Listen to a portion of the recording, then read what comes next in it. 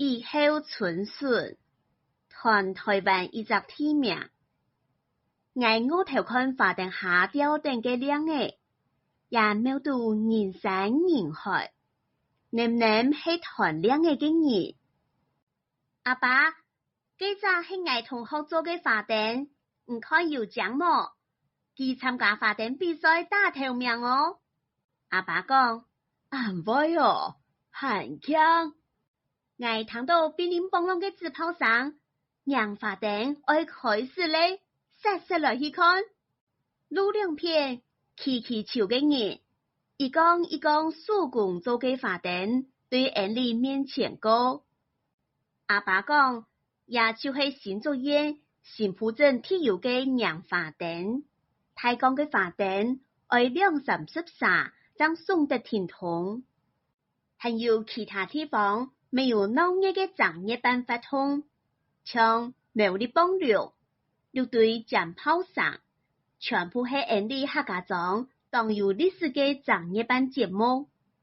阿爸，正熱班台灣頭到台灣尾鬧熱漸漸，讓我有按到嘅發通呢，也係頭擺傳下來嘅，一鬧色，二鬧燈，三鬧米，客家人個正熱班比個新年還較鬧熱，愛打扮做燈看花燈。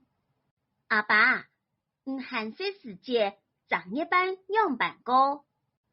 阿爸當傻屁嘅講，頭擺冇按到天子三品，生意呢愛講乜嘅，想愛自家錢，我哋會騎油港火，向下去天順探險，還要用嫩粉講打空做燈籠。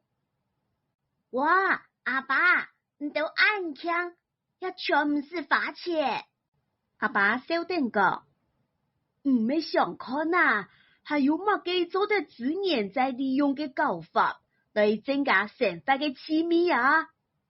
幾條路吊燈長長嘅花燈，祈求風調雨順，幾屋客人嘅心願，親像花燈溫暖嘅講法。